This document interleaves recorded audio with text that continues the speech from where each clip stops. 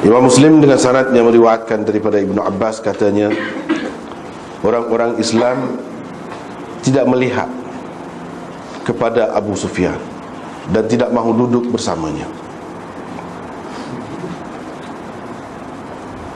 Tidak melihat ataupun tidak memandang dengan hormat kepada Abu Sufyan dan tidak mahu duduk bersamanya. Maka berkatalah dia kepada Nabi SAW, "Ya Nabi Allah, 3 perkara berilah kepada saya." Nabi SAW kata, "Boleh." Dia pun berkata, "Saya mempunyai perempuan yang paling cantik dan comel di kalangan Arab, yaitu Ummu Habibah binti Abi Sufyan. Saya nak kahwinkan engkau dengannya." Nabi SAW jawab, "Boleh." Dia berkata lagi, "Muawiyah, engkau jadikanlah dia sebagai penulis. Penulis kamu, sebagai penulismu." Nabi SAW kata, "Boleh." Dia berkata lagi, "Engkau lantiklah aku untuk lantiklah aku, yakni untuk menjadi pemimpin pasukan perang, untuk aku perangi orang-orang kafir seperti mana dahulu aku perangi orang-orang Islam." Nabi SAW menjawab, "Boleh." Abu Zumail berkata, "Kalaulah tidak kerana dia meminta apa yang tersebut itu daripada Nabi SAW, tentu baginda tidak memberikannya kepadanya. Kerana tidak ditanya, tidak diminta apa-apa dengan Rasulullah, yakni pada ketika itu, melainkan baginda menjawab boleh. Semuanya boleh." Seperti baru ni, walaupun sahaja hadis, kita tak ada bincang sebab hak ni perlu bincang panjang sikit. Sebenarnya ketika mula-mula kita mula ni Muslim ni dulu, dalam mukaddimah dia lagi ada sudah sebut dah, antara yang hadis yang dipertikaikan dalam Muslim oleh ulama ialah hak ni. Memang boleh dikatakan semua ulama, semua pertikai. Ni hadis ni tak lagi ni. Semua akak tanya ke aku, termasuk Imam Nawawi sendiri pun akak tanya. Baik, kita tengok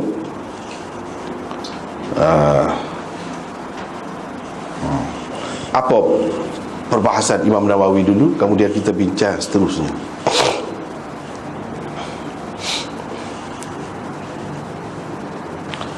Dia kata, Abu Zumail namanya ialah Simak bin Al-Walid Al-Hanafi Al-Yamami thumma Al-Kufi.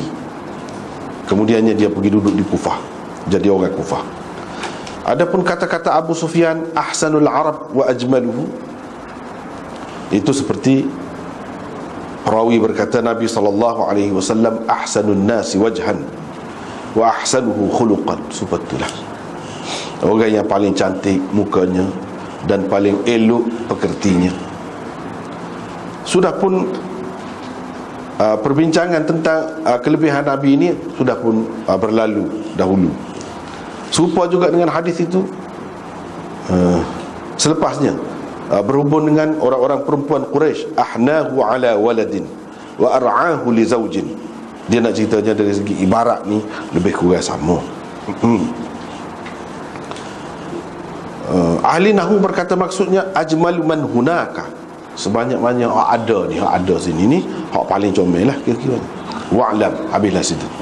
Ketahuilah, kata Imam Nawawi, bahawa hadis ini adalah antara hadis yang masyhur dimuskilkan. Wajah iskalnya, sebab kemuskilan itu timbul, ialah kerana Abu Sufyan baru memeluk agama Islam pada Fath Makkah tahun ke-8 Hijrah. Ini adalah masyhur, satu perkara yang masyhur, cerita yang masyhur, tak ada khilaf tentang perkara ni, kata dia. Nabi SAW telah mengahwini Ummu Habibah lama sebelum itu, kata dia. Abu Ubaidah Khalifah bin Khayyat dan Ibnul Barqi, bahkan jumhur ulama mengatakan Nabi SAW mengahwininya pada tahun yang ke-6. Setengah-setengah ulama, ini pendapat qaul dhaif, tidak kuat, pada tahun yang ke-7. Qadhi Iyad berkata,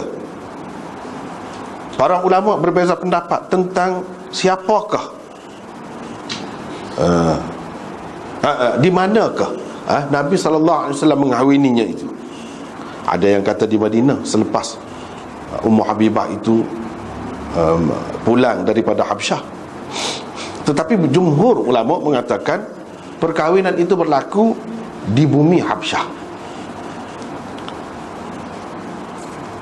Mereka khilaf pula tentang siapakah yang mengakadkan nikah, menikah Nabi dengan dia itu di sana. Ada yang kata Uthman, ada yang kata Khalid bin Sa'id bin Al-As dengan izin Ummu Habibah itu sendiri. Ada yang kata Najasyi, iaitu raja di Habsyah pada ketika itu, kerana dia adalah amir, pemerintah setempat itu dan rajanya. Qadhi Iyad berkata lagi, walladhi fi Muslim huna annahu zawwajaha Abu Sufyan gharibun jiddan. Yang tersebut dalam Muslim ini bahawa Abu Sufyan yang mengahwinkannya, itu ganjil sangat. Itu terlajak ganjil. Ceritanya, cerita Ummu Habibah bersama dengan Abu Sufyan ketika Abu Sufyan pergi ke Madinah, semasa dia masih kufur lagi, masih kafir lagi, masyhur katanya. Qadhi Iyad kata itu masyhur. Qadhi Iyad tidak menambahkan lebih daripada itu. Hak masyhur tu kepada dia, bila Abu Sufyan pergi semula selepas daripada perjanjian damai, dia pergi semula untuk memperbaharui perjanjian, nak sambung lagi perjanjian damai di antara orang kafir Quraisy dengan Nabi SAW. Dia pergi ke Madinah. Pergi ke Madinah, pada masa tu Nabi sudah kahwin dah dengan Ummu Habibah ni. Dia pergilah rumah anak dia nya. Bila pergi, ada tempat duduk lah, hamparan. Bila dia nak duduk, anak dia tarik, Ummu Habibah tarik. Bapa kata dia, adakah hamparan itu tidak layak dengan aku, atau aku yang tidak layak dengannya, kata dia. Tak boleh, kata dia, ini hamparan Nabi. Suami dia lah, kamu masih kafir, tak boleh, kata. Abu Sufyan pun kata, tak, kamu akan sedih benar apabila aku tak ada nanti. Moga ayah kan. Itulah, itu hak Qadhi Iyad isyarat kata masyhur tu. Itulah cerita. Ibnu Hazm berkata hadis ini merupakan waham, keliru salah seorang perawinya, kerana tidak ada khilaf di antara an-nas, yang ini ulama. An-nas itu maksudnya ulama lah, bukan semua orang, bahawa Nabi SAW telah berkahwin dengan Ummu Habibah sebelum Fath Makkah, lama sebelum itu, ketika dia berada di bumi Habsyah. Ketika itu ayahnya kafir lagi. Ibnu Hazm pun kata lagu itu juga. Dalam satu riwayat daripada Ibnu Hazm juga, Ibnu Hazm mengatakan hadis ini maudhu', bukan dhaif, maudhu'.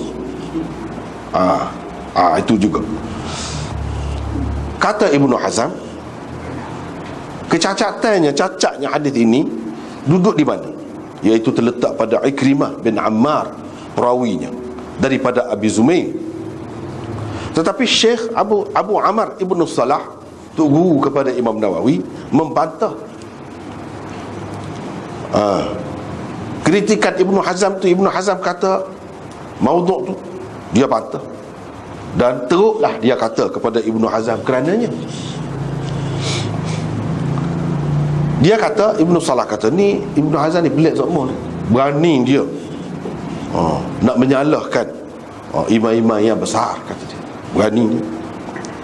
Dan biasalah dia ni lancang, mulut dia ni lepas celupar sikit, kata dia. Dia kata gitu.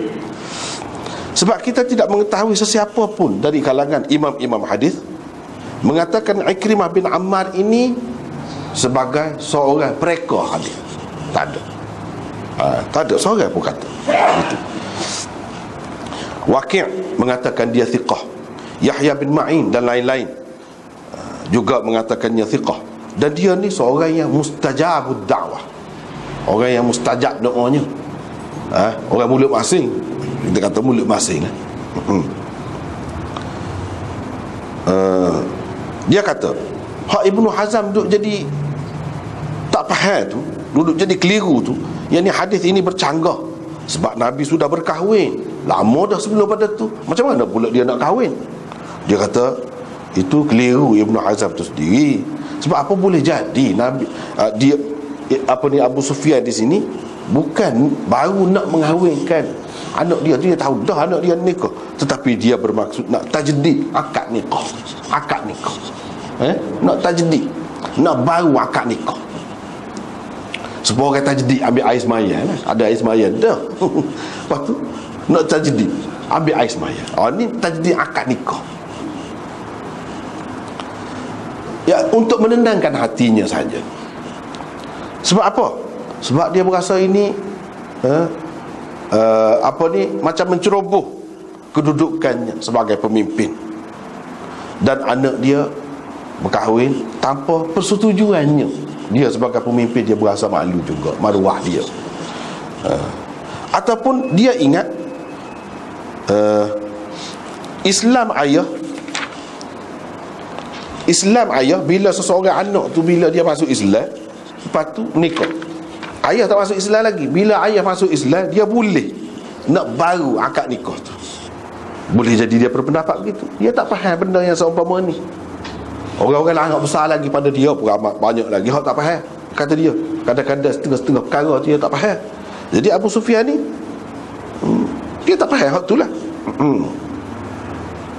Orang hak lama lagi bersahabat dengan Nabi pun ada hak tak faham dia kata. Intaha, habislah.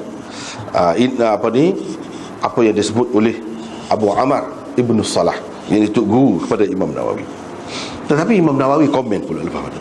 Tapi kok mana-mana pun kata dia dalam hadis ni tak ada yang Nabi memang ikut era dia, lepas tu tajdidkan akad nikah. Tak ada. Dan dia juga tidak kata kepada Abi Sufyan bahawa perlu memperbaharui akad nikah tu. Boleh jadi, kata dia, Nabi SAW maksud dengan katanya boleh tu, dia kata boleh tu, maksud dia tu hak munak tu memang berlakulah, walaupun sebenarnya tidak, bukan makna lepas pada tu dia buat benda tu berlaku, dia tak apalah jadi dah. Gitu kira-kira. Itu takwilan Imam Nawawi rekah di situ. Oleh kerana benda ni banyak perbincangannya, dan perbincangan yang terbaik pernah anda jumpa berhubung dengan hak ni, perbahasan hak ni, ialah dalam buku Maulana Habibur Rahman, iaitu Madhabi Dastani और उनकी हकीकत jilid yang kedua. Dalam ni dia sebut. Jadi Habibur Rahman ni ada dua ulama besar di sebelah benua kecil India ni, ada dua orang. Seorang itu Habibur Rahman Al-A'zami, yang banyak tahqiq takhrij hadis tu dia duduk di India. Hak ni Habibur Rahman, hak seorang lagi Habibur Rahman Kandalawi, iaitu sepupu kepada Syekh Zakaria. Syekh Zakaria alim tu hadis tu, ni sepupu dia. Dia ni pun alim hadis juga. Ayah dia ni mufti besar, ayah dia. Dan ayah dia buat syarah Muwatta Imam Malik tu, buat syarah ayah dia dalam bahasa Arab lah, ada dicetak ke apa. Dengan kita pun ada. Dia ni terkenal sebagai seorang yang pakar dalam hadis dan dalam rijal hadis. Kalau dia kritik memang payah nak lepas. Kita tengok apa komen dia, sebab komen dia agak panjang di sini. Kita tengok. Iaitu tajuknya, adakah Ummu Habibah berkahwin dengan Nabi atas permintaan ayahnya Abu Sufyan, yang ni seperti yang ada dalam hadis ni. Mana dia minta, Abu Sufyan minta nak kahwinkan anak dia dengan Nabi. Betul ke begitu? Kira-kira dia kitab tinggi ni, selepas Bukhari Muslim. Tapi dalam Bukhari tak ada. Dalam Bukhari tak ada, hanya dalam Muslim. ada. Kok mana-mana pun Muslim juga kita tahu dah kedudukannya tinggi. Tetapi tinggi pun di sinilah benda yang kita nak fahamnya. Adakah ulama-ulama tak pernah kritik? Silap orang yang mengatakan semua ada dalam Bukhari Muslim tu tak kritik. Semua ulama sepakat dah terima sahih belaka. Silap. Nanti kita boleh tengok di mana silap ni. Hak sebenarnya tidak gitu. Antara buktinya hadis ni, termasuk Imam Nawawi, Ibnu Salah pun dia terima juga. Memanglah canggah, tapi dia tak berani nak tolak pasal dalam Muslim, tak berani. Tapi dia nampak juga percanggahan tu tak betul tu dengan hak maklum, tak betul. Tak apalah. Mengikut Maulana Habibur Rahman, dia kata sebenarnya cerita ni rekaan musuh-musuh sahabat juga, musuh-musuh Bani Umayyah, musuh Sayyidina Muawiyah. Sebab apa? Kalau terbukti hak ni, kalau tak ada hak ni jadi nampak ni Nabi macam ikut era dia lah, bukan nak sangat. Kerana terdesak, diminta oleh dia. Bukanlah Nabi kenal sangat pada Ummu Habibah ke, pada Muawiyah tu ke, nak jadi penulis wahyu ke, penulis gapo-gapo. Nabi tak kenal sangat atas permintaan ayah dia je. Jadi kan kurang tu kedudukan tu.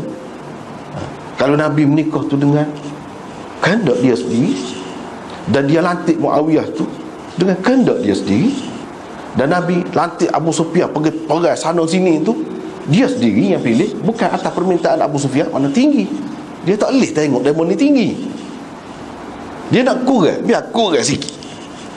Tak boleh kurang banyak pun, tak boleh nafi, tak boleh tolak. Dia tak boleh tolak. Nah, memang Nabi ada menikah dengan anak Abu Sufyan, nama Ummu Habibah tu, semua terima. Puak-puak dia pun terima juga. Dia tak boleh nafi hak tu. Jadi lagu mana cara? Dia kena kurang. Kurang. Jadi ini adalah mengikut dia salah satu percubaan untuk mengurangkan kelebihan demon ni. Tetapi dalam tajuk ni dia kata kelebihan Abu Sufyan. Kelebihan, bukan kekurangan. Imam Muslim buat tajuk ni kelebihan, antara kelebihan. Mana lebih dia yang mana? Nabi terima belakang dia. Tetapi di celah-celah tu dia tidak nampak pula. Sebenarnya ni bukan lebih, kurang. Tak apa.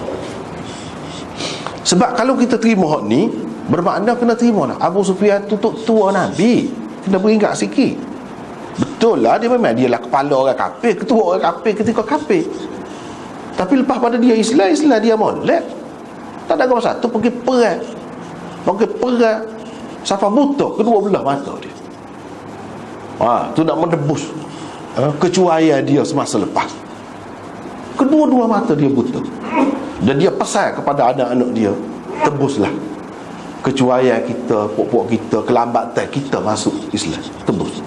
Sebab tu anak-anak dia Yazid seorangnya anak kepada Muawiyah, seorang lagi Yazid tu anak dia abang kepada Sayyidina Muawiyah.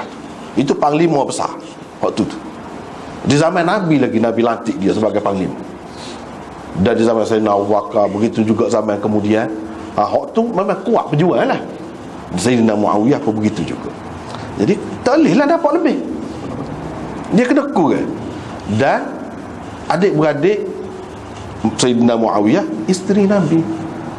Bermakna kalau isteri Nabi itu ibu sekalian orang mukmin, Ummul Mukminin, Muawiyah tu pak saudara orang mukmin, Khalul Mukminin orang panggil.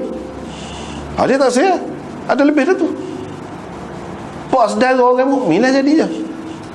Dah kalau adik-beradik dia tu ibu sekalian orang mukmin, tak sih. Jadi seseolahnya Nabi macam tak ada arah atas permintaan. Kalau tidak kok mana-mana pun kata dia, ulama-ulama hadis besar seperti Imam Nawawi, Qadhi Iyad, Imam Ibnu Kathir, Ibnu Hazm, semua pertikaikan hadis ni. Cumanya ada yang kata hadis ni keliru, hadis ni mungkar, hadis ni tak sahih. Tapi tak berani. Sebab Ibnu Hazm memang dia berani sungguh. Dia kata maudhu'. Dan Habibur Rahman memang betul hak Ibnu Hazm kata dia. Memang hadis ini maudhu', kata dia. Lepas tu dia kritik satu orang lah, di Pakistan, ketua Jamaatul Muslimin, dia ada buat sejarah Tarikhul Islam wal Muslimin. Maksud dia nya molek cuba nak betulkan sejarah umat Islam. Dia cuba tu sejarah berdasarkan Bukhari dan Muslim. Hak lain-lain yang mana bercanggah tu dia tapih, dia buai belakang. Hak ni tak betul, hak ni tak betul. Tetapi malangnya dia pun belah-belah tapih gitu, dia terlepas juga hak ni. Dia tolak hak sejarah tu pasal hak ni ada dalam Muslim. Dia tak baca, sekalilah baca sikit hak Imam Nawawi tulis tu kata dia. Dia tahulah tidak semua hak dalam Bukhari Muslim ni lebih baik, lebih betul daripada hak dalam sejarah tu. Bukan semua sejarah kita boleh tolak, kita kata kurang daripada ada dalam hadis. Ada kalanya kalau sejarah tu memang sepakat ulama, disokong pula oleh hadis yang lain. Bahkan hadis itu kita jadikan asasnya. Sejarah tu menyokong, sepatutnya kita kena utama hak tu. Jangan terima hadis yang bercanggah dengan sejarah tu, yang maklum semua terima. Tak boleh lagu tu. Bukan makna kita tolak sejarah tu makna tolak belakang secara buta gitu. Tidak gitu. Makna dengan sedar, dengan kajian yang mendalam. Tak apalah. Lepas tu dia pun buat marilah komen apa ni Imam Nawawi ni seperti kita baca tadi. Lepas tu tak apa, dia faham ada beberapa perkara kita nak tengok hadis ni dari dua sudut neraca ilmu hadis. Satu dari sudut riwayat dan satu lagi dari sudut dirayah. Dari sudut dirayah dulu kita tengok, kata dia. Abu Sufyan minta, kalau sungguh hak ni dia minta, tentu Nabi tak bui, kata dia. Tentu Nabi tak bui. Sebab Nabi ni dia tak boleh, bukan boleh orang pujuk-pujuk gitu, tak main-main gitu, minta jawatan, dia tak akan bui, tentu dah. Sebab apa? Ada dalam hadis yang lain, iaitu inna wallah la nuwalli ala hadzal amal ahadan sa'alahu wala ahadan harasa alaihi. Nabi kata, kami demi Allah tidak akan melantik sesiapa untuk memegang jawatan yang minta. Nabi kata, dan sesiapa yang nak sangat, kami tak akan bui. Tu tengok, dia bercanggah ni. Macam mana dia boleh bui? Kalau kita kata ini kecuali, kena ada dalil. Ini hadis ni umum, siapa Nabi bersumpah begitu ni. Di sini kita boleh tengok macam mana kepimpinan Nabi, politik dia. Dia cukup jaga. Tak bui orang yang nak jawatan, orang yang minta tak bui. Kalau dia bui, ternyata dalam sejarah memang semua sebut Abu Sufyan memimpin tentera selepas itu. Di zaman Nabi lagi pergi perang, menunjukkan dia tak minta. Kalau dia minta, Nabi tak bui. Itu sah dari sudut dirayah, bercanggah dengan hadis. Yang kedua, heran kita, kata dia, macam mana dia guna inti ahsanul arab wa ajmaluhu. Hak Imam Nawawi cuba nak betul tadi, dia pun rasa tak sedap dah tu. Cuba nak betul maksud dia gini-gini. Dia kata kan, tadi kita baca tadi, dia kata tak kena tu. Sepatutnya dia kata saya ada anak. Gitu. Apa kata ajmalul arab? Dakwah begitu tak pernah sabar tu. Dia kata saya ada anak comel, Ummu Habibah misalnya. Katalah lagu tu, ni ajmalul arab, orang Arab yang paling comel dan paling cantik. Apa makna orang Arab? Anak Abu Sufyan. Apa lagu tu? Situ timbul kemuskilan. Yang ketiga, Abu Sufyan kata saya nak kahwinkan dia. Uzawwijuka, saya nak kahwinkan engkau dengannya. Kita nak tanya, dia ni anak dara ke kau janda? Itu persoalan yang ketiga. Kalau janda dia tak boleh kata begitu. Mesti Nabi tegur. Sebab al-ayyim ahaqqu bi nafsiha. Tu hadisnya. Janda dia lebih berhak terhadap dirinya. Tak boleh wali ni sewenang-wenang kata royak tanpa pengetahuan. Kena tanya dia dulu, dia setuju ke tidak, dia nak ke tidak. Tiba-tiba dia kata saya nak kahwinkan engkau dengannya. Kalau anak dara boleh, kalau lagu tu. Anak dara tu pun dia suruh tanya juga. Apa lagi kalau janda? Tak boleh. Dia lebih berhak terhadap dirinya. Jadi tiba-tiba dia kata dia nak kahwin tu, itu bercanggah. Yang keempat, kita nak tanya, peristiwa ni berlaku di Mekah ke berlaku Bila? Di Madinah. Berlaku di mana? Kalau kita kata peristiwa ni berlaku di Mekah, tak. Sebab Ummu Habibah dia berhijrah. Dia telah berhijrah lama dah. Sebelum orang berhijrah ke Madinah tu, dia hijrah dah. Ke mana? Ke Habsyah. Jadi maknanya peristiwa ni nak kata berlaku di Mekah, tidak. Bermakna pada masa menikah tu dia tak ada di Mekah. Macam mana dia nak kahwin? Anak dia tak ada. Anak dia pergi duduk Habsyah. Lepas tu hak ni cerita ni selepas daripada Fatih Mekah. Selepas daripada Fatih Mekah ni baru dia nak kahwin. Sedangkan hak maklumnya dia Nabi menikah semasa dia duduk di Habsyah. Kalau kita kata hak ni di Mekah, bila di Mekah? Bila? Kalau sebelum Fatih Mekah. Hak dia selepas Fatih Mekah ni, selepas dia Islam. Sebab tu dia berasa orang tak pandai ke dia ke apa tu. Orang tak pandai mulia. Lepas tu dia berasa tersisih. Dia berasa tercabar kedudukannya, maruahnya sebagai seorang ayah yang mulia. Mana dia Islam. Kalau Islam, aman, duduk mana. Pada masa tu sudah nikah dah. Kalau Fatih Makkah tahun yang ke-8. Jadi kalau kita kata sebelum itu dia tidak Islam lagi, macam mana dia nak kahwinkan Nabi dengan musuh dia? Tak nak sabar. Macam mana dia kata gini ni, bila dia kata gini. Lepas tu kalau kita kata di Madinah, dia tidak duduk di Madinah. Dia tidak duduk di Madinah, dia duduk di Mekah. Bila dia kata. Itu yang keempat. Yang kelima,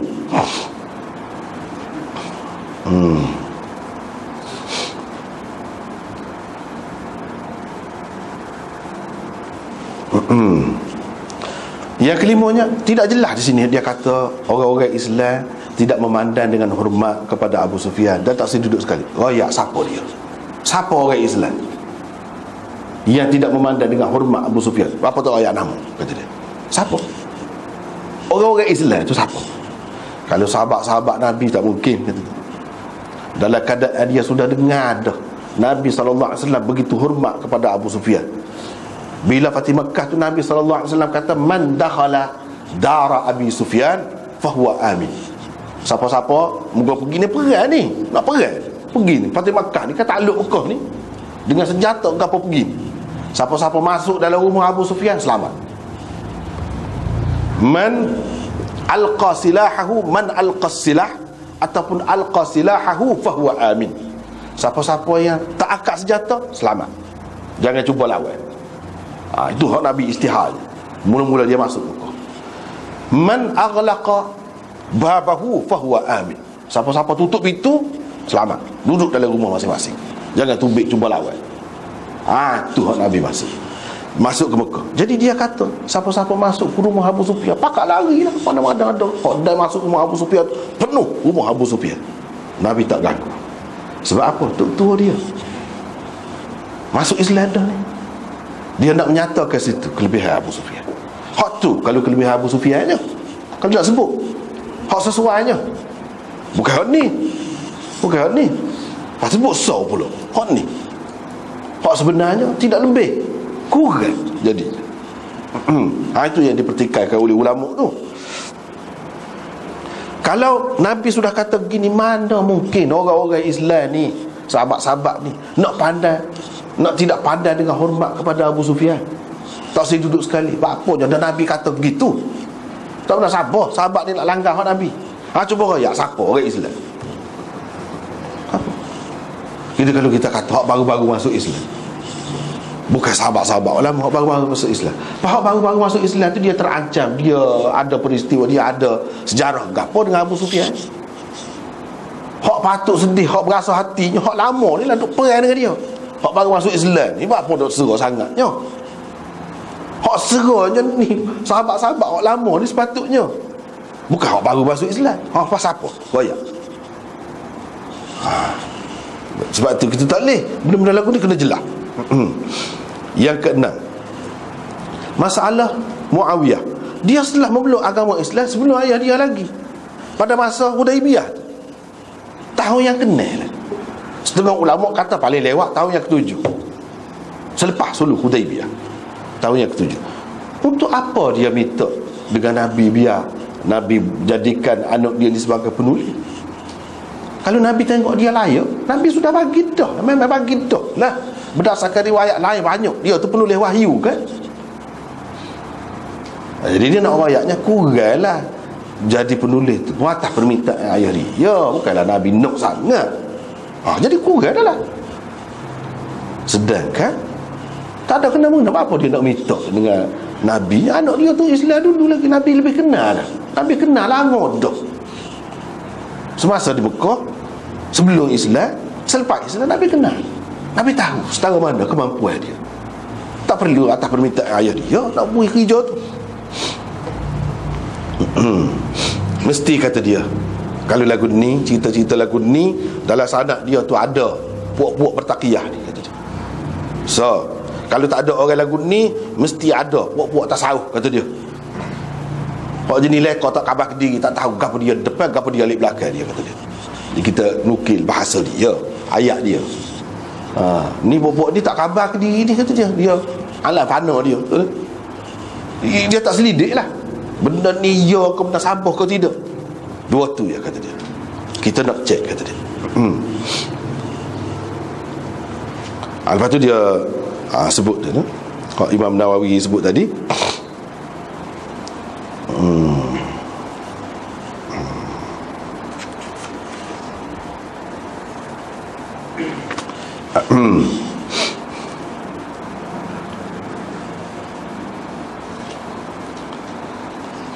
dia kata Ibnu Hazm ni Zahiri, bermazhab Zahiri. Dia heran, dia kritik kawan tu lah, Mas'ud Ahmad tu, iaitu pengasas Jamaatul Muslimin tu. Sebab dia tu cuba nak bersih sejarah. Dia tu pun ahli hadis juga. Ahli hadis juga. Sepatutnya ikutlah iman dia. Dia tak khabar iman dia, tinggal iman dia ni, Ibnu Hazm ni. Ibnu Hazm kata maudhu. Dia pula tak sepakar iman dia. Dia kritik kan. Tak apalah. Lepas tu dia sebut Ibnu Salah kata gini-gini, kritik Ibnu Hazm tu. Hak tadi lah. Inilah orang panggil cuba nak bela lebih daripada tua diri. Lebih daripada tua diri. Ibnu Salah ke mana-mana pun apa dah, memang ada masalah hadis ni. Dia pun kata sebab canggah ni, cuba dia habis ring, cuba nak pertahan hadis ni. Hak tu pun dia terima. Hak dia terima Ummu Habibah nikah lama dah, dia terima hak tu. Tapi hak ni pun dia tak silpah. Sebab ada dalam Muslim ni benar ni. Jadi bermasalah lah dia. Susah benar dia. Nak jaga kedua-duanya susah benar. Sebab orang kata ambil orang ni apa ni, kalau telan mati ibu, kehak mati ayah. Begitulah sesoalan.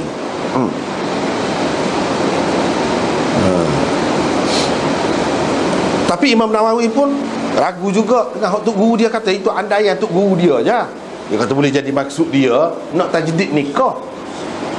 Dia kata tapi tak ada sebut dalam hadis ni memang berlaku gitu tajdid nikah. Jadi akad nikah semula. Ibnu Salah tu dia kata akad nikah semula. Dia komen lah, dia sindir. Dia kata kalau nak jaga hati lagu tu lah, akad nikah sekali lagi, kata dia. Biar jadi 3 kali. Dah. Sebab apa? Hak tu nak jaga hati Abu Sufyan. Hak satu lagi nak jaga hati mak dia. Akad sekali lagi, kata dia. Dah. Lepas tu nak jaga hati anak-anak dia pula. Akad sekali lagi, kata dia. Banyak benar, kata dia. Nak benda tak benar sabar. Tapi nak jaga saat ni tu tak selepas cuba ikhtiar. Kehir kau tu kau ni. Itu orang panggil, ulama kita panggil takwil. Dia kata ulama kita panggil takwil, walaupun tak benar sabar, tak masuk akal, kata dia. Walaupun bagaimanapun Ibnu Hazm sudah sebut dah, puncanya ia jadi celaru ni, yang jadi tak betul Ikrimah bin Ammar. Dia kata memang dia memang seorang yang bisa. Ibnu Hazm ni memang orang angkat tangan belakang ke mana-mana pun, walaupun dia Zahiri, walaupun begitu, semua ulama mazhab mana pun sebut dia rojok. Memang dia hebat dalam bab hadis juga pun, bab asar. Dia kata itu puncanya. Tetapi Imam Nawawi pun tak sanggup nak tepuh tu Ikrimah bin Ammar. Ibnu Salah, orang gila tak sanggup. Imam Nawawi pun tak sanggup. Walau bagaimanapun, sebab apa, dia orang besar. Orang besar. Walau bagaimanapun semuanya terima. Dia ni bahasa dia lah, dia guna. Semua terima. Dia ni hidung belok, kata dia. Hidung dia belok, kata dia. Tapi apa belok? Hadis ni lah maksudnya. Hadis ni ada masalah ni, terima belaka. Tapi apa? Siapa yang menjadikan belok tu? Bila jadi gitu tu? Tu tak boleh jawab. Tapi terima belaka. Ni ada masalah dia. Baiklah, kita tengok sanad dia pula. Kalau tengok kepada sanad, di kalangan sahabat, seramai-ramai sahabat tu tak ada orang lain yang meriwayatkan hadis ini selain daripada Ibnu Abbas. Bapa. Yang kedua, di kalangan anak murid Ibnu Abbas ni ramai anak murid dia. Bukan seorang dua, beribu anak murid dia. Misalnya hak sahur-sahur, hak besar-besar, Mujahid, Atha, Quraib, Tawus, Ikrimah dan lain-lain. Tak ada riwayat hadis. Bapa. Hak adanya seorang, Abu Zumail Simak bin Al-Walid. Hak tu seorang. Bapa berlaku begitu. Yang ketiga, hak ambil daripada Abu Zumail ni tak ada orang lain kecuali Ikrimah, iaitu Nadhr bin Muhammad Al-Yamami. Yang kelima, kebetulan ketiga-tiga orang ni adalah penduduk Yamamah. Penduduk Yamamah. Maknanya cerita ni selama 250 tahun lebih hanya berkisar di kalangan puak-puak ni. Tak sapa kepada orang lain. Orang lain tak tahu cerita ni. Kebetulannya benda ni disampaikan kepada Imam Muslim oleh tuk guru dia dari kalangan perawi-perawi Kufah, tempat yang bermasalah. Kufah, bukan Madinah. Bukan lain, tidak, Kufah. Iaitu pusat Syiah, Kufah. Mari bila Imam Muslim ambil, saya barulah tahu, barulah pecah rahsia. Sebelum pada tu duduk dalam rahsia, seorang ke seorang, seorang ke seorang, orang lain tak tahu. Tak ada riwayat ni selama 250 tahun lebih.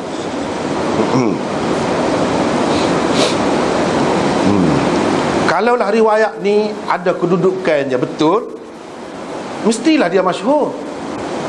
Setara hak cerita Ummu Habibah nikah dengan Nabi semasa di Habsyah, sahur gitu mu. Bukan hadis.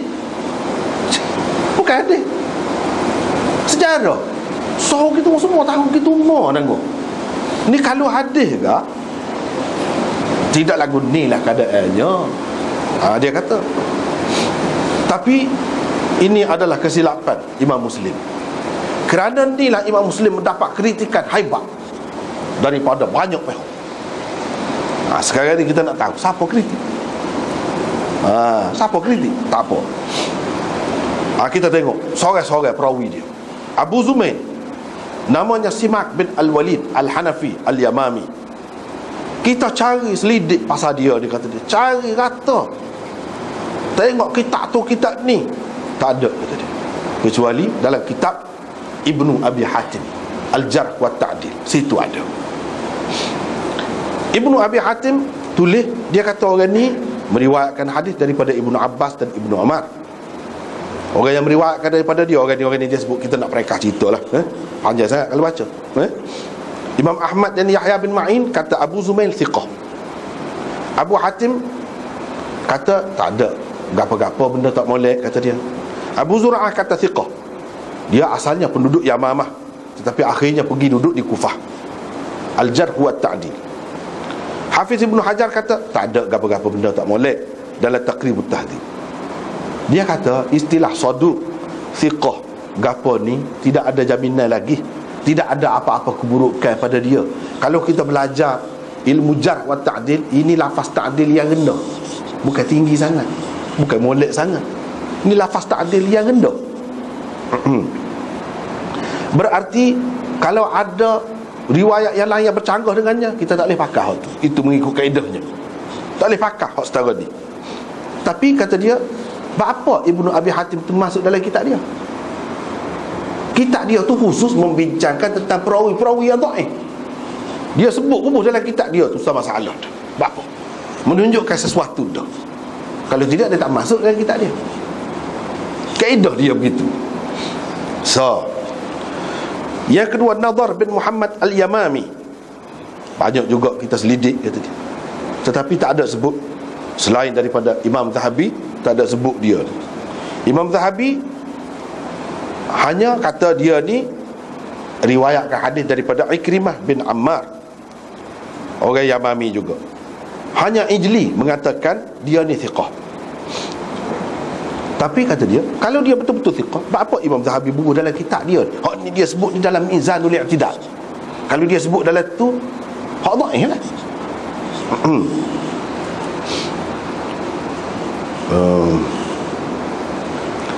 Tak apa lagi, kita pergi lagi. Ikrimah bin Ammar, inilah orang yang cuba dibela oleh Imam Nawawi dan oleh Ibnu Salah. Inilah orang yang Ibnu Hazm telah biadab, dikatakan biadab terhadapnya. Inilah orang. Imam Zahabi menulis, kunyahnya ialah Abu Ammar Al-Bajali, penduduk Yamamah.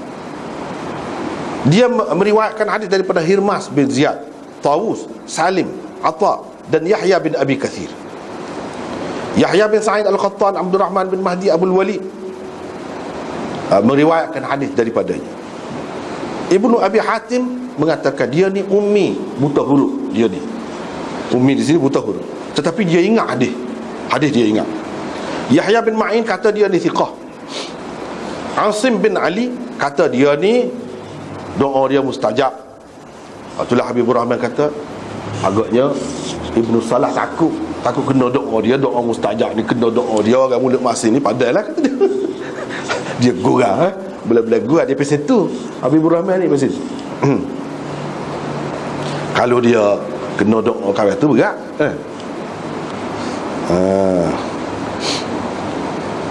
Yahya bin Sa'id Al-Qattan berkata, Abu Hatim Ar-Razi berkata, walaupun dia ni seorang yang benar, tetapi dia ada waham. Dia ni waham, keliru, banyak celaru juga dia ni. Yahya bin Sa'id Al-Qattan berkata, kalau riwayat dia ambil daripada Yahya bin Abi Kathir, dhaif. Semua dhaif, tak boleh pakai, kata dia. Imam Ahmad kata dia ni dhaif dalam hadis. Dhaif dalam hadis. Ya, kata Imam Ahmad, kalau dia riwayatkan daripada Iyas bin Salamah, hak tu sahih. Tu je hak Imam Ahmad akui. Kalau hadis tu dia riwayatkan daripada Iyas bin Salamah, hak tu sahih. Hak lain-lain dhaif dia ni. Jadi jelas hadis ni dia tidak ambil daripada Iyas bin Salamah. Itu sah. Benda kena pegang, hadis ni dia tidak ambil daripada Iyas bin Salamah. Hakim kata Imam Muslim ambil dia ni sebagai syawahid, riwayat dia ni sebagai syawahid. Imam Bukhari berkata dia tak ada riwayat bertulis dengan dia, tak ada. Pasal tadilah dia ni buta huruf. Kalau riwayat dia ambil daripada Yahya bin Abi Kathir, semuanya muttarib, tak kemah. Imam Ahmad berkata seperti itu juga, semuanya dhaif kalau ambil daripada Yahya bin Abi Kathir. Sulaiman bin Harb berkata, dia bila dia mari ke Basrah, kata dia ni, saya tengok dia naik atas loteng, datang bumbung rumah tu, duduk kecek pasal Qadariyah, kata dia. Maknanya faham Qadariyah dia ni, bukan ahli sunnah mana. Dari segi akidah tu ni, duduk bahas cara kau tu, kata dia. Memanglah Basrah tu mana pusat, kata dia, pusat Qadariyah. Jadi sedang molek mari duduk situ. Lepas tu Imam Zahabi nukilkan 10 riwayat daripada Ibnu Adi. Ibnu Adi ni dia tulis kitab tentang perawi-perawi dhaif juga, Ad-Du'afa, Kitab Ad-Du'afa Al-Kabir. Dia ada 4 jilid hak tu. Hak Ibnu Adi. Imam Zahabi nukil daripada dia kata hak Ibnu Adi kritik riwayat dia. Ada 10 riwayat dia hak Ibnu Adi kritik. Itu Imam Zahabi ambil lah 10. Antaranya hak ni, hak Ibnu Adi kritik. Hadis ni Ibnu Adi dalam kitab dia Al-Kamil fi Du'afa'ir Rijal itu, iaitu riwayat ni dia kata memang jelas riwayat ini mungkar. Mungkar maknanya dhaif, bercanggah dengan hak lain. Iaitu riwayat mana? Riwayat hak dia minta 3 perkara tu lah. Abu Sufyan minta 3 perkara dengan Nabi sallallahu alaihi wasallam. Lepas tu dia sebut lagi beberapa riwayat Ikrimah ni yang mungkar, yang dikritik oleh Ibnu Adi. Tak apalah. Hafiz Ibn Hajar dalam Taqribut Tahdzib tulis, dia kata Ikrimah ni orang yang betul, kata dia, tapi dia banyak melakukan kesilapan juga. Lepas tu disebut tadilah, kalau daripada Yahya bin Abi Kathir memang tak boleh pakai. Ya, Abu Hatim pun lagu tu juga kata.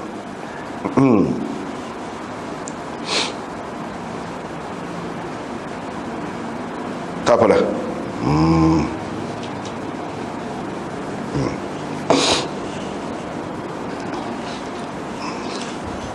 Dia kata tidak semestinya sesuatu riwayat tu kalau ada dalam Bukhari dan Muslim kita selalu tak boleh lagu tu. Sebab apa? Cuma kita boleh kata hak kebanyakannya memang gitulah. Memang gitulah. Dia pun ukil. Imam Ibn Taymiyah ada menulis begini, waqad nazara a'immatu hadzal fan fi kitabayhima wa wafaquhuma ala sihhati ma sahahahu illa mawadhi'a yasirah nahwa 20 hadithan ghalibuha fi Muslim intaqadaha alayhima ta'ifatun min al-huffaz. Dalam Minhajus Sunnah, Imam Ibn Taymiyah kata ulama-ulama dalam bidang hadis ni kaji kitab mereka berdua ni, yang ni Bukhari Muslim, kaji. Mereka bersetuju dengan Bukhari dan Muslim ni dalam mensahihkan hak mereka berdua kata sahih, kecuali beberapa tempat, tak banyak kata dia, dalam 20 hadis lebih kurang. Dia sebut hak ulama duduk kritik dalam 20 hadis. Maknanya adalah kebanyakannya yang dikritik itu ada dalam Muslim. Dikritik oleh segolongan huffaz, hafiz hadis, kritik. Bukan calai-calai orang juga yang kritik tu. Itu dia sebut. Kita pergi pula, itu Tok Guru Ibnu Taymiyah, anak murid dia Hafiz Ibnu Kathir pula kata gana. Ibnu Kathir pun kata lagu tu juga. Ibnu Kathir meriwayatkan satu hadis daripada Baihaqi dengan sanad dia yang sahih dan muttasil daripada Urwah. Dia menukilkan, dia kata dia ambil daripada Ummu Habibah, iaitu dia berkahwin, dia ni isteri kepada Ubaidullah bin Jahash dulu. Lepas tu dia berhijrah ke Habsyah, di mana Najasyi jadi raja di situ. Di sana Ubaidullah tu suami dia tu mati. Rasulullah sallallahu alaihi wasallam pun hantar utusan dia untuk nikah, untuk minai saya. Najasyi lah yang jadi wakilnya. Jadi dia bagi 4,000 dirham di sini. Dalam riwayat lain disebut dinar, tak apalah waktu tu. Lepas tu dia pun menghantarkan saya, siapa, Najasyi, hantarkan saya balik ke Madinah dengan dibawa oleh Syurahbil bin Hasanah, seorang sahabat besar. Syurahbil bin Hasanah bawa pergi ke Madinah.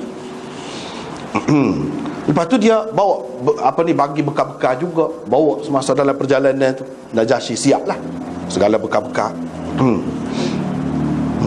Kerana tak ada barang apa-apa yang Nabi SAW kirim tu, tak ada. Itu cerita dia. Ni hadis ni bukan sejarah saja, ni hadis. Nak kita kata tak ada satu pun hadis yang menyebutkan Ummu Habibah ni nikah dulu semasa di Habsyah, tak betul. Hanya ada dalam sejarah saja, tak betul. Maknanya ada hadis. sejarah pun sepakat, hadis ada, dan hadis pula sahih. Cumanya tidak ada di dalam Bukhari dan Muslim. Tidak ada dalam Bukhari dan Muslim. Hak ni cerita hak nikah ni, cerita Ummu Habibah tu pergi duduk di Habsyah tu ada dalam Bukhari dan Muslim ni pun ada hak tu. Tak apalah. Lepas tu dalam riwayat Baihaqi juga tersebut hak sanad lain daripada Ibnu Lahiyah, dinukilkan daripada Urwah, dia kata Ubaidullah tu setelah pergi ke Habsyah dia jadi Nasrani, jadi Kristian. Lepas tu mati dalam keadaan Nasrani itulah. Selepas daripada dia mati tu, Nabi SAW pun hantar wakil dia untuk dia kahwin lah. Dan Uthman bin Affan lah yang jadi akad nikah. Uthman bin Affan hak duduk sana pada ketika itu. Jadi hak ni Ibnu Kathir komen. Hak Ibnu Lahiyah ni tak sahih, sebab Ibnu Lahiyah tu ada. Hak betulnya jangan dipakar hak tu. Kat banyak dalam sejarah duduk sebut Ubaidullah ni, Ubaidullah bin Jahash, Zainab binti Jahash, adik-beradik dia lah, mana ipar Nabi. Ipar Nabi ni jadi kafir pula, jadi Kristian pula. Itu riwayat yang sahih tak ada. Riwayat yang sahih sebab kita baca dah, bila masuk Islam tak ada kok jadi kafir. Hak tu hak sahih. Hak ni riwayat Ibnu Lahiyah, tak boleh pakai hak tu. Dalam hak sahih tadi tak ada. Tak ada pula cerita dia ni masuk Kristian ke apa, tak ada. Ibnu Kathir kata Urwah dalam riwayat dia kata Uthman yang jadi wali itu pendapat yang gharib, kata dia, ganjil, tak tepat kata dia. Sebab apa? Sebab Sayyidina Uthman pada ketika tu balik dah Mekah, kata dia. Moga dia ahli sejarah ni ahli sejarah ni kata balik dah, kata dia. Lepas tu bila dia balik ke Mekah dia tak pergi pula, kata dia. Dia pergi hijrah ke Madinah lah. Hijrah ke Madinah Sayyidina Uthman. Dan pada ketika tu bini dia nya ialah Ruqayyah, anak Nabi SAW. Bila pergi ke sana pada tahun yang kedua tu, lepas pada perang Badar bini dia tu mati. Itu dah ceritanya. Hak betulnya kata dia berdasarkan riwayat Yunus bin Bukair, hak Ibnu Ishaq kata dia. Hak betul. Hak ni bab ni betul Ibnu Ishaq. Dia kata Ummul Mukminin Ummu Habibah hak jadi wali kepada dia nya, akad nikahnya ialah Khalid bin Sa'id bin Al-As. Hak tu hak betul kata dia. Ibnu Kathir pun kata yang menerima bagi pihak Nabi nya kabul bagi pihak Nabi, iaitu wakil Nabi, Raja Habsyah itulah, Najasyi itu sendiri yang bernama Ashamah. Tak apalah. Ni cerita lagi Ummu Habibah cerita betapa sukanya dia bila mari tu hamba saya Raja Najasyi itu pergi royak kepada dia, Nabi gini-gini, Najasyi kirim barang-barang ni, tanda kata ni min bagi pihak Nabi. Sukanya dia tak kira dia royak sini. Adalah cerita tu. Tak apalah, kita rengkar-rengkar cerita sebab takut tak ada ni. Dia pun tak kira lah, ada gelar tangan subai dia cabut buih hadiah kepada kawan tu, pasal suka sangat. Lepas tu panjanglah cerita. Ja'far bin Abi Talib pun ada sekali situ. Dalam majlis tu Najasyi panggil. Najasyi pun khutbah dulu, ucapan dulu, bagi ucapan dulu sebelum nak akad nikah ke apa ni, bagi ucapan dia tu pun ada sini. Lepas tu Khalid bin Sa'id bin Al-As pun bagi ucapan dia pula, bagi ucapan. Lepas tu nikah. Ibnu Kathir berkata kira-kiranya ni peristiwa ni berlaku ketika Ammar bin Al-As sebagai wakil kepada puak-puak Quraisy pergi ke Habsyah, pergi tengok apa orang Islam dia buat sana. Dia sudah jadi menyebarkan pengaruh Islam sampai raja pun masuk Islam dah lagu mana. Jadi puak-puak kafir hatta Ammar bin Al-As pergi selidik. Dan pada ketika itu dia tengok Ammar bin Umayyah yang menjadi wakil Nabi pergi royak kehendak Nabi itu kepada raja Najasyi itu, Ammar bin Umayyah namanya. Ammar bin Al-As tengok dia alah tubik daripada istana raja tu, daripada tempat raja. Apa mari dia ni? Dia kata pada ketikanya Ammar bin Al-As ni tidak Islam lagi. Kalau Fatih Makkah gapo ni, Ammar bin Al-As ni Islam dulu lagi daripada Abu Sufyan ni. Mana ketika ni dia tidak Islam lagi, wakil orang kafir lah pergi duduk selidik. Imam Baihaqi berkata Hafiz Abu Abdullah Muhammad bin Ishaq bin Muhammad bin Yahya yang terkenal dengan muhaddis Ibnu Mandah. Muhammad bin Ishaq ni ramai juga kan. Jadi ini Ibnu Mandah berkata Nabi SAW bernikah dengan Ummu Habibah pada tahun yang kena. Tahun yang kena. Dengan Ummu Salamah dia nikah pada tahun yang keempat, kata dia. Itu Al-Bayhaqi nukil. Ibnu Katsir menulis, inilah pendapat yang diterima oleh Khalifah bin Khayyat, yang dianggap sebagai ahli sejarah yang paling kemah. Khalifah bin Khayyat. Abu Ubaid Ma'mar bin Al-Muthanna, yang menjadi rujukan Imam Bukhari dalam bab tafsir dalam kitab Sahih Bukhari itu. Ma'mar bin Al-Muthanna. Ibnul Barqi pun kata gitu juga, kata dia. Tak apalah. Tetapi ada juga orang yang mengatakan perkahwinan itu berlaku pada tahun yang ketujuh. Hak lebih sesuainya hak tadi, kata dia. Hak lebih tepatnya hak tadi, iaitu pada tahun yang ke-6. Tak apalah. Kita ringkas-ringkas ni.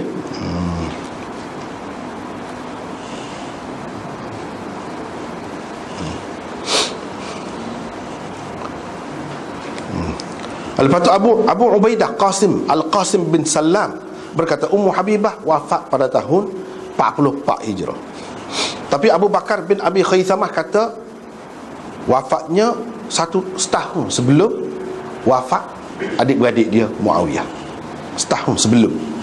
Jadi Muawiyah wafat pada tahun 59. Pada tahun 59. Maknanya bukan tahun 44 lah, lama lagi dia hidup selepas pada tu Ummu Habibah.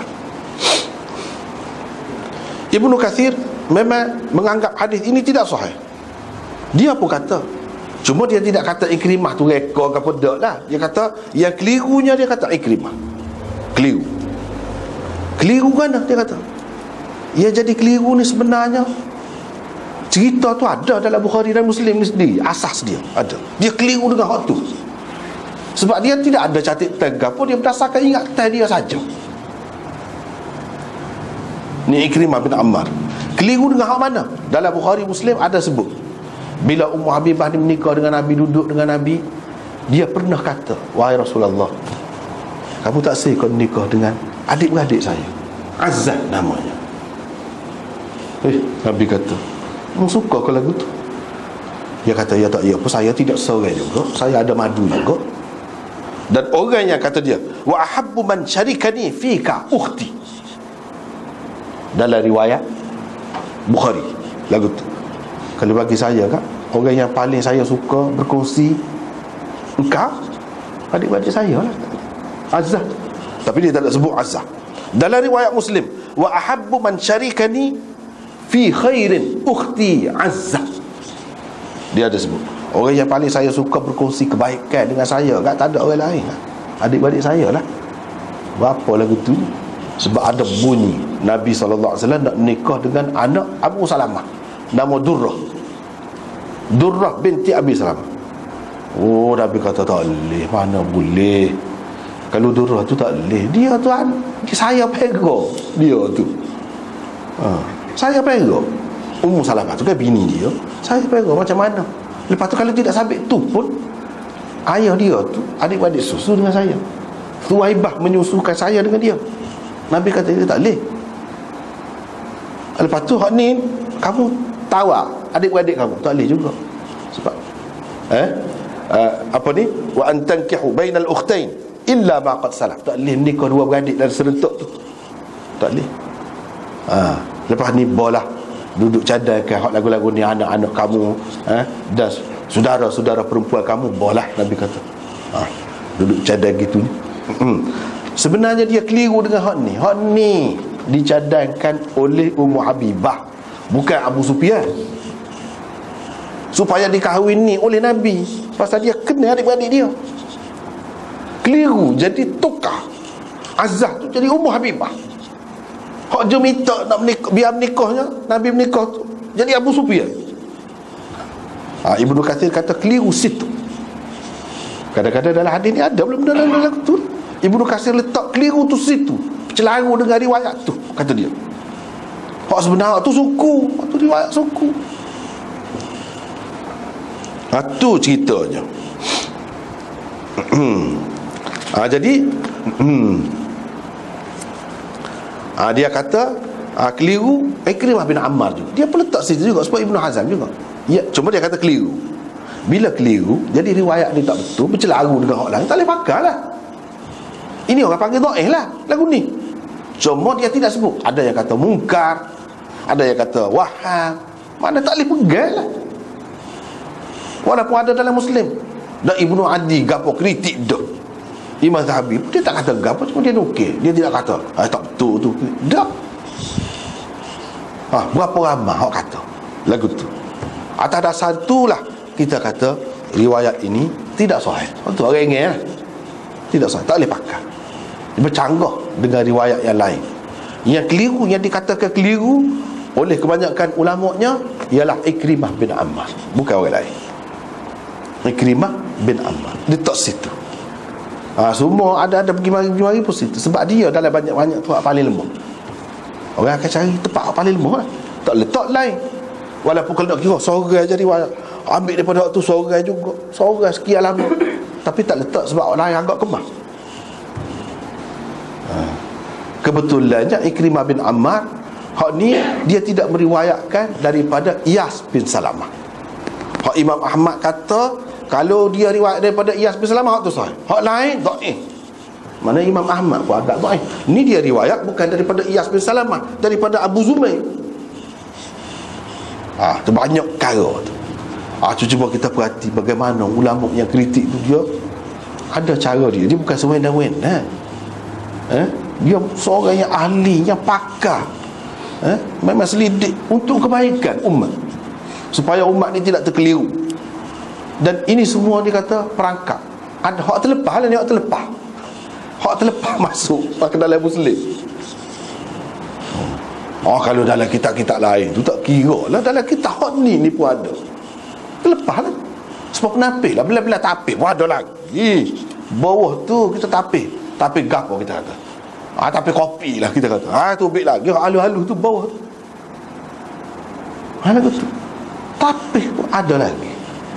Hak ni termasuk dalam hak tu. Jadi oleh kerana ramai ulama yang kata gitu, memang munasabah pun.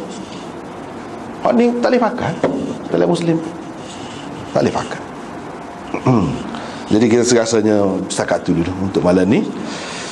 Wallahu a'lam.